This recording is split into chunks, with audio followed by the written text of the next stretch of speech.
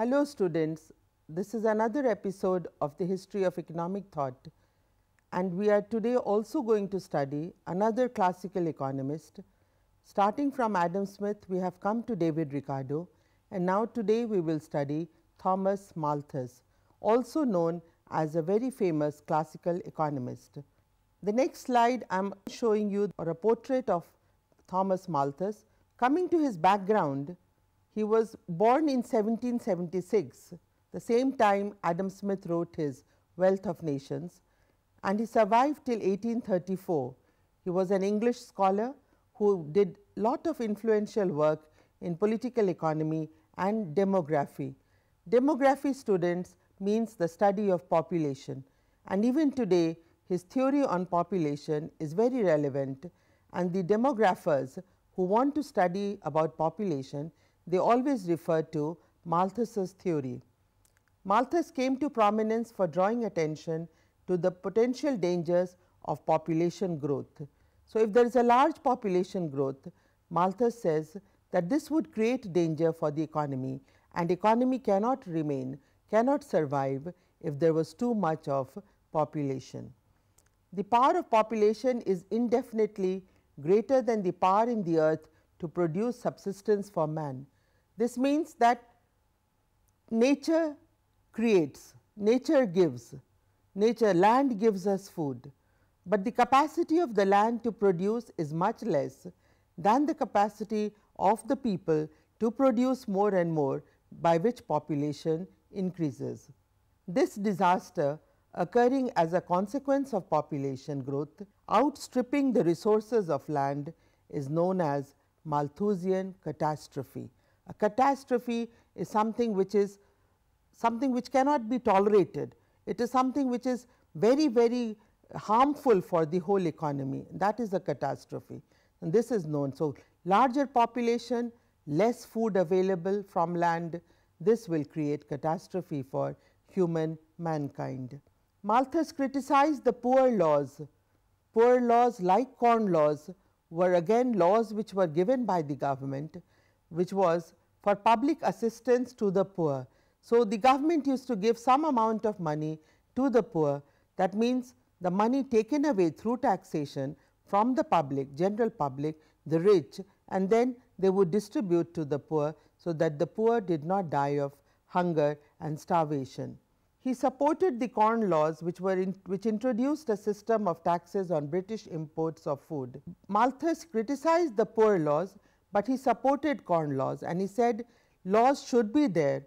Unlike what we have studied with David Ricardo, Malthus said that laws have to be there, otherwise farmers would start importing food, cheaper food from other countries, and will not try to produce their own food, their own domestic production, which will be harmful for economic growth. He thought that these measures would encourage domestic production and so promote long term benefit. So, if there were corn laws were there, if lot of taxes were imposed on imports, farmers will not try to import, they will produce their own commodity, and hence that will benefit the whole economy. Malthus's family, like Ricardo's, was a prosperous family. That means he came from a rich family, and his father was a personal friend of David Hume and also Rousseau. Rousseau, who came later in the French Revolution, and he gave lot of theories on liberty and how the revolution would come around. Malthus's portrait descriptions by contemporaries, they tell him like a tall and good looking person with a very, very long nose. In 1805, Malthus became professor of history and political economy at the East India Company College in Hertfordshire, which is in England. So, East India Company College was established there, and he became a professor. His students affectionately referred to him as Pop or Population Malthus because of his famous theory on population. This is a slide which says epitaph of Malthus. An epitaph is a stone carving or a stone plaque on which, after the death, when it is all written there, when he was born and what were his works were, all that has been written on the epitaph. Coming to his theory on principle of population, From 1798 to 1826, Malthus published 6 editions of his famous treatise. It is known as treatise. We have studied tract, which are small theories. Treatise is a bigger theory, that is an argument. A famous treatise means an argument in essay on the principle of population. He wrote the original text in reaction to the optimism of his father and his father's associates regarding the future improvement of society. So, his father and his associates of his father, they used to say larger population did not really matter, because they would affect the society, improve the society, but he was not so optimistic, and Malthus felt that large population will never benefit a society, and which today also children will look into it in this way, that large population reduces growth. He explained this phenomenon by pointing out that population growth generally preceded expansion of population resources, in particular the primary resource of food. Now, he started in his treatise and he said that the population growth was much faster and preceded, which means it came before than the resources of the land or the food that is available. So, it is not as if there is more food, that is why population is grows, that will grow later, but initially he always felt that there is much greater population coming preceding, and expansion of land or expansion of food does not take so fast. In his own words, quotation, the power of population is indefinitely greater than the power in the earth to produce subsistence for man. So, power of population to grow is much faster, is much greater, is indefinitely greater than the power in the earth to produce just so much that the man could sustain, that the man has a subsistence level, that the land or the earth or nature does not have that power. Population, when unchecked, if it is not checked, it increases in geometrical ratio or proportion, which means geometrical it is much faster.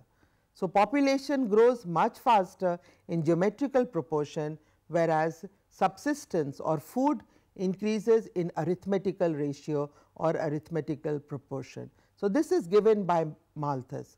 So, Malthus said population grows in geometrical ratio, food grows in arithmetic ratio, which is much lower than geometric, as you must know when you are studying maths, and to match this geometric ratio to arithmetic ratio is very difficult, and no people in society or on earth can increase land and productivity in land.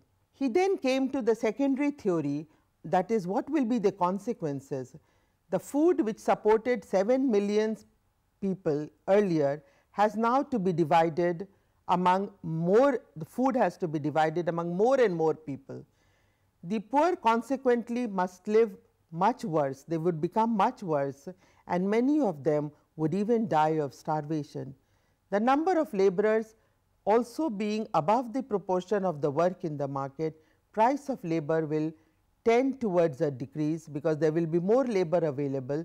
The price of labor, which is wages, will come down, and the price of provisions would be the same. At the same time it will rise, because more demand for food will be there, supply of food will not be there, that will rise.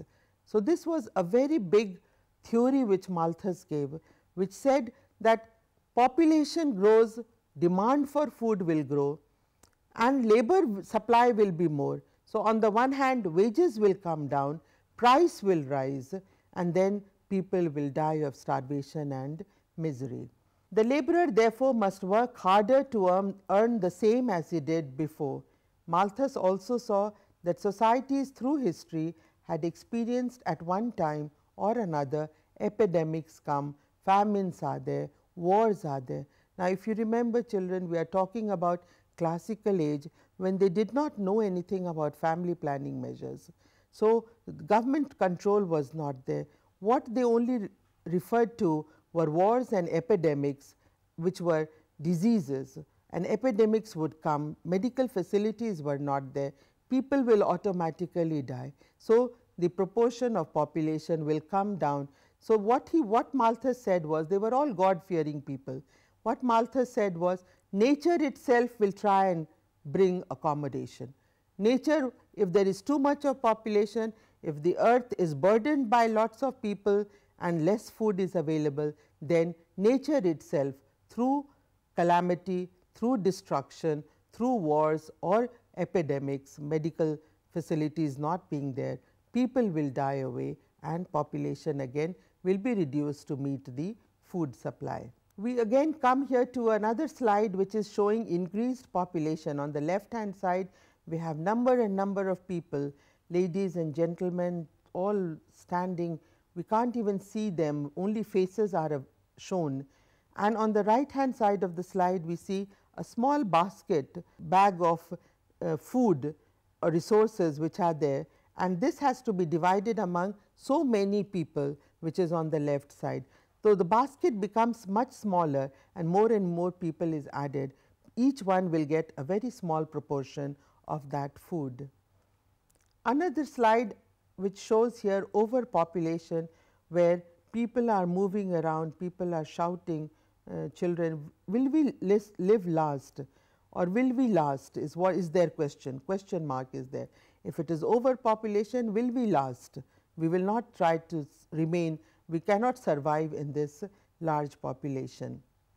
The third slide is a cartoon which shows a rich gentleman sitting on his dining table with a full plate of food in front of him, and he is asking his either a servant or the doctor, is wearing a white coat, so could be a doctor, and the title of this is, I hope there is nothing genetically modified in this. So, each one's mind was only concerned with the genes and the genetical development at that time, which meant that more and more population. So, even food, is it not given by nature? Has it been artificially produced, is what he is trying to find out from his doctor, because so much of population is there, land cannot give so much to feed that population. Malthus gave 8 major points regarding evolution, which appears in his 1798 essay on population. Number 1, subsistence severely limits population level. So, if there is subsistence level only, if there are no rich people, if people are only surviving, automatically population will come down, because they will be dying, there will be hunger, there will be starvation. So, if it is subsistence level, then more and more population will not be there. Number 2, when the means of subsistence increases, population increases. So, if the means to survive increases, if there is more profit, if there is more food available, if there is more wages there in which to purchase more food, then population increases. The third point which Malthus said was, population pressure stimulate increases in productivity. Larger population will start increasing more and more productivity, whereby rent again will increase, more and more land will be cultivated. Fourth point, increases in productivity stimulate further population growth. So, as more and more productivity increases, more land is brought into cultivation, more and more production takes place, more population will increase. So, a cycle trend is formed. Fifth point, because productivity increases cannot maintain potential rate of population growth, population requires strong checks to keep parity with the carrying capacity. So, it is at this time Malthus said that checks have to be there. Population keeps on increasing with production, ultimately again subsistence level will come, again people will starve, all these starvation and misery will come in the economy. Sixth point, individual cost and benefit regarding work, children determine the expansion or contraction of population and production. So, individual profits, what is my cost, what is my benefit, what is the individual worker's benefit, that will determine what will be the population in that time. Checks will come into operation as population exceeds subsistence level. So, checks have to be there, population checks have to be there if people rise above subsistence level, and if they have more profits, more money, wages to buy food. The nature of these checks will have significant effect on the larger social cultural system and Malthus here points misery, vice, poverty, and the checks will be in the form of, like I told you, disaster, calamity, wars taking place, which will control population. After giving his 8 points on population growth, Malthus argued that as wages increase within an economy, the birth rate increases while the death rate decreases. He reasoned that high incomes allowed people to have sufficient means to raise their children, thus resulting in greater desire to have more children, which increases population. This means, children, that when wages increases in the economy, when the wage or of the labor of the farmer, if that increases, then the birth rate increases, because now there is more income and the farmer or the laborer can have children whom they can feed, whom they can clothe. Hence, they will want, the desire to have more children comes with increased wages. He also reasoned that the greater desire to have more children comes because income is there, income is flowing all the time. In addition, high incomes also allowed people to afford proper medication. So, medical facilities were also available to the people because they had more income, they could go to the doctors, they could show their illness. Even children who were ill, they could be cured, hence they would survive, they would not die away as they were doing much earlier. Now, if wages are low and if children fall sick, automatically it is very difficult for these poor people to take children to the hospital, to the doctors, which are expensive, and children will die. But with higher income, with higher wages, Malthus said, the people's desire to have more children plus the expectancy of life increases, because these people who have high incomes can afford to take their children to the hospital or to the doctor. Thereby, death rate comes down. So, on the one hand we have birth rate which goes up and death rate which comes down. This will increase population. As a result, wage increases causes population to grow as the birth rate increases and death rate decreases. Malthus further argued that as supply of labor increases with increased population growth at a constant labor demand, the wages earned would decrease eventually to subsistence, where the birth rate equals the death rate, resulting in no growth in population. So, there is automatic adjustment. So, Malthus did not believe in family planning as it was evident in that time.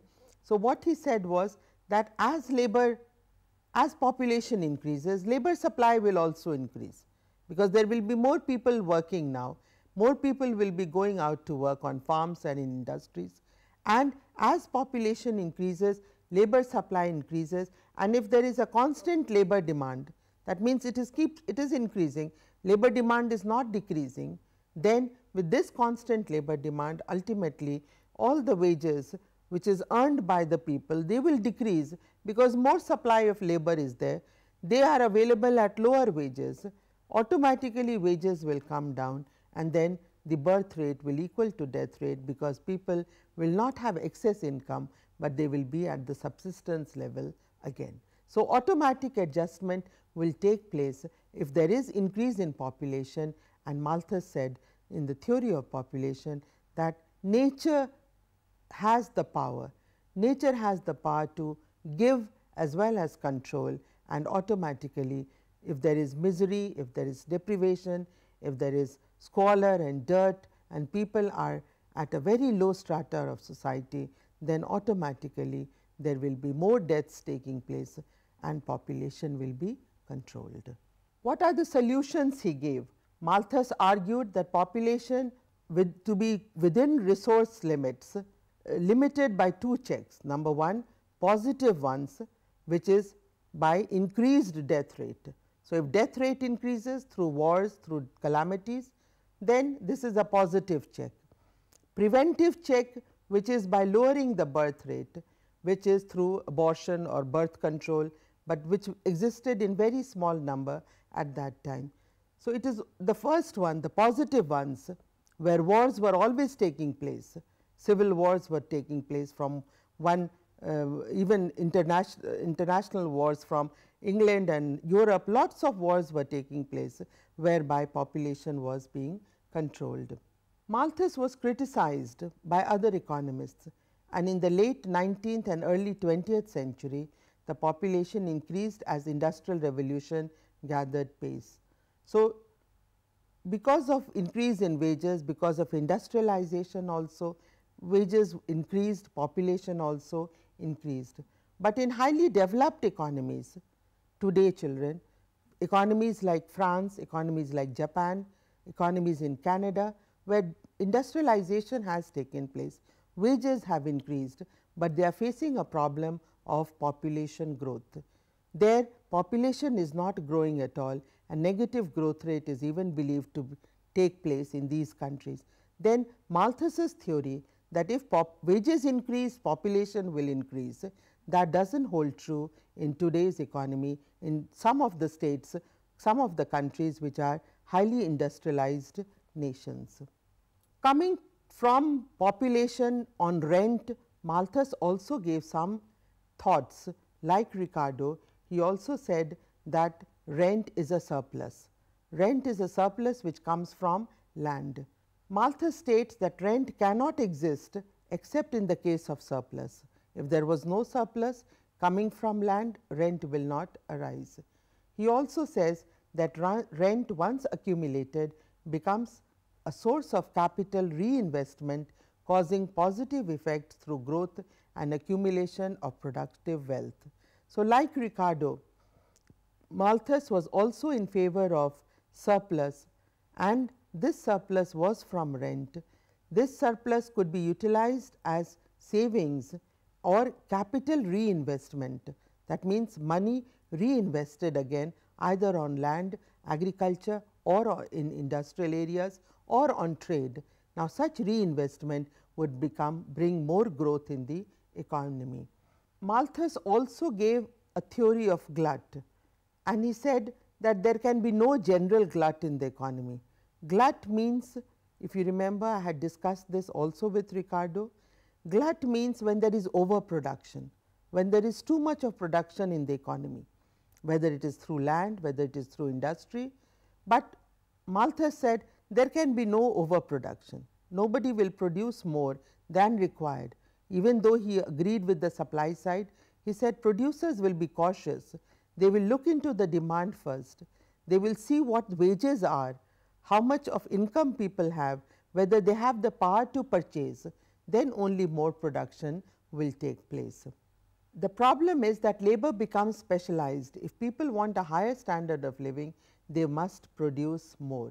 So, what Malthus said, that labor is specialized, and if labor is specialized in producing one commodity only, then to buy other commodities, other producers have to produce more, so that this person who can only produce one commodity has the option to purchase other commodities from the market. However, producing more lowers prices, creating more demand, which leads to produce yet more in response. So, what he also said, that prices, if you are producing more and more and demand remains constant, does not increase, then prices will come down, because there is more supply than demand. And if prices comes down, then there will be more again produced, because more demand then will be created, because prices have come down. After that, more demand will be created, and then more producers will start producing commodities. But Malthus argued that what happens if people do not demand? What happens if people do not want to spend more, try to save their money? In this situation, Malthus said that then glut will take place, because there will be overproduction in the economy and there will be no demand created. Today, if you remember, we are moved in a recession economy, today's world, because of the crisis that occurred in US. The entire global economy, the world is in recession, and in recession there are too much of commodity, too much of overproduction in the economy. People are not buying because there is no purchasing power, and even if they have the money, they are very cautious they do not want to spend, because they do not know what will be there in future. Now, this is where the Malthus theory comes into picture, that glut will be created when people do not demand, when people do not go out and produce, particularly luxury items and other long term consumer goods item, which are capital items. They would be buying food and clothes, but the longer consumer durable items, there will be restriction and there will be glut in the market. So, what did Malthus' solution say? That he proposed that the glut of production, if it is localized for some time only, rather than by an industry as such in the full field of production, then general gluts will not take place. So, one industry may be localized, there may be more bags being produced at a particular time, but then entire economy will not be affected. But in today's economy, all the industries are being affected, because throughout the world global world, the demand has come down and people are not purchasing.